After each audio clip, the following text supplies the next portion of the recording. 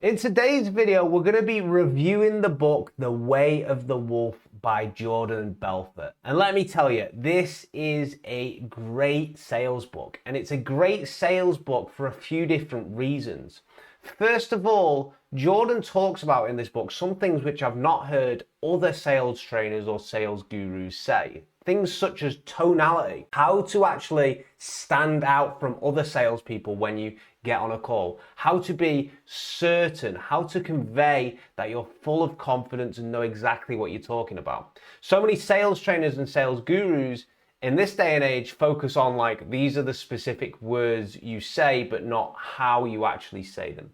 And before you say, you know, Rob, this guy has a bad past behind him, this guy has, done things to wrong people in the past, the community that I'm building at the moment, I want you to take things of value from people that will help you solve the problems you're currently experiencing. Doesn't matter who that information comes from. Jordan Belfort, whatever anybody thinks about him, is obviously a master level salesman. So I'm sure he has some bits of gold and some bits of value to give. And I want you to go forward with that mindset when you're watching these videos. Doesn't matter if you like the person or not.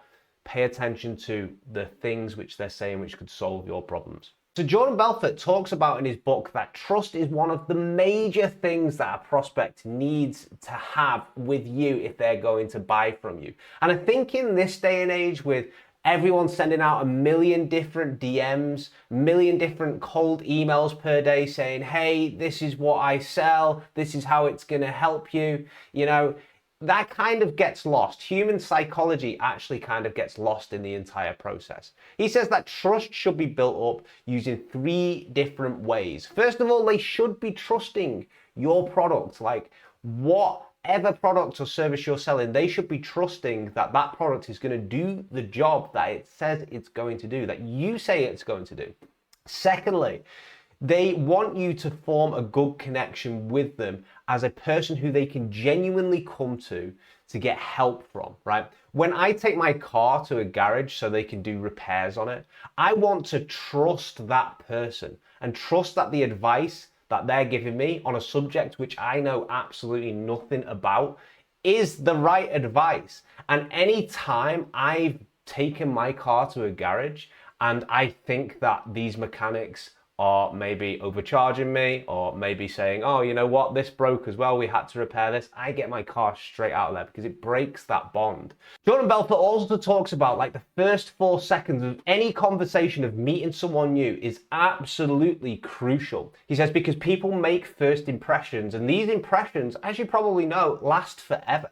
If you've ever tried to meet somebody new and you know that you didn't quite come off quite well, and then suddenly further down the line you find they're disinterested, this can apply to relationships as well, right? It's probably because in the first 4 or 5 seconds, they've got the complete wrong impression of you. They've seen a side to you which they probably don't really want to invest any time into, getting to know. But the same thing happens in sales as well.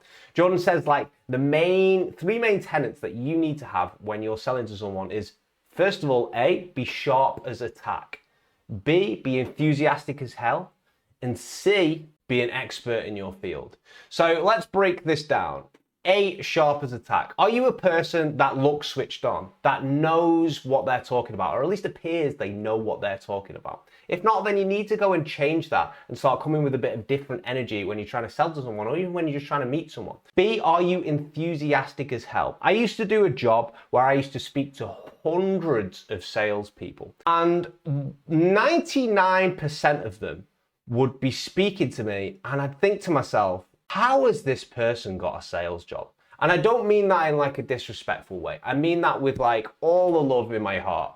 I think, how has this person got a sales job? Because they're so monotone. They sound like they've got no emotion whatsoever in their voice. They sound like they're just super bored, giving me one-word answers, right? But the reality of it is that if you aren't enthusiastic as hell on your sales calls, then you should be practicing being enthusiastic with everyone around you. Like everyone around you is practice. And you should be embodying that mindset in you. So even if you're speaking to me on the phone and you're not trying to sell me anything, I'm not trying to sell anything to you, you should still be coming with a level of energy which is going to keep me engaged on the phone line and make this not like a box ticking exercise, which is what my job was back then. And C, you need to be an expert in the field. At least you need to be coming off as an expert in the field. Like, yes, I know this. Yes, this is how I can help. Yes, this is what we do. Expert in the field. Now, I know what I've covered so far. If you just implement some of those things, it will drastically help you when it's coming to sales calls, when it's coming to networking, when it's coming to, relationship building. But the biggest thing for me in the book was, like I said at the start, the tonality, how to actually say things. So you could take a single word and it could mean 20 different things.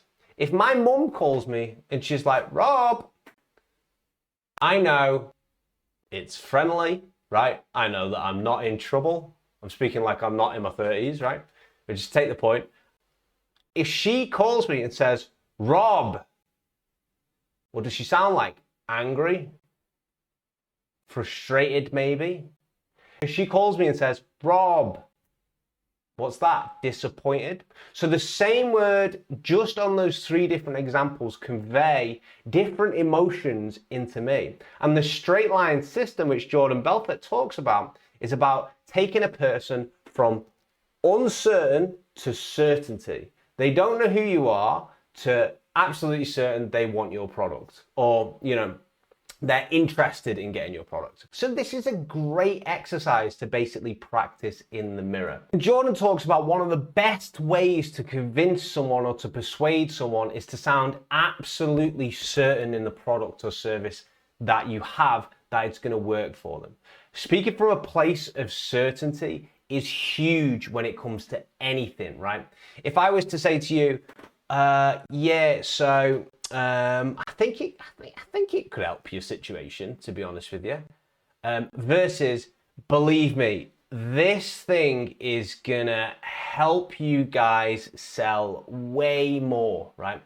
One is uncertain, the other is very certain, right?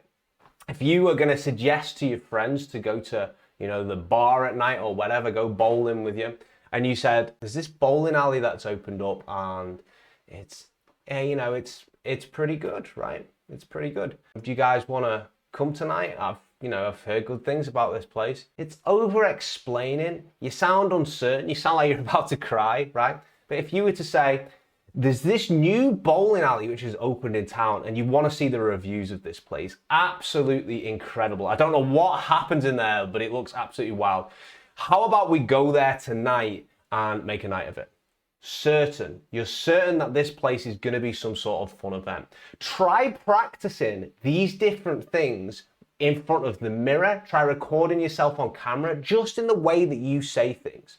And notice on how you feel when you're actually saying these things, and how, if you're practicing it with a person, they react slightly differently to what you're going to say to them, right? And when they respond differently, that's when it opens up the door to get more in sort of sales and things like this. As a bonus tip as well, when I was going through this book and Jordan introduced this tonality chapter, he actually sold the chapter in the actual audio book, which is really, really interesting. He said before he went into tonality, he was like, stuff you're going to hear in this chapter is very, very, very powerful.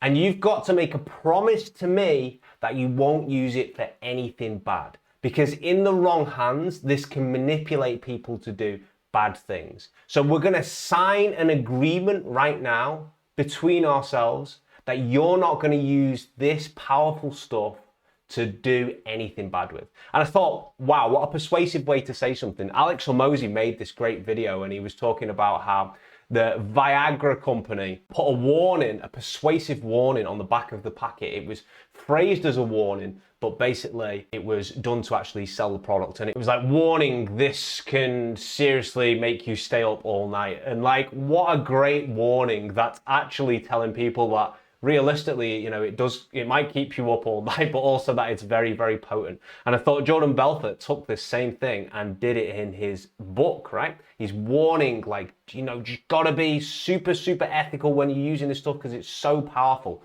What a way to sell himself. And that's just a little bonus bit. I've actually got more bits and pieces from this book. I'll leave you with that, guys, because I think if you definitely implement some of these things, it's going to transform completely what you're doing at the moment, whether you're trying to sell a service or a product. The reason why I think that is because I speak to so many of you guys, and I know, even though some of you can't see it yourselves, these are the areas that you're actually struggling in. Okay, I hope you enjoyed this video. You take care. See you in the next one.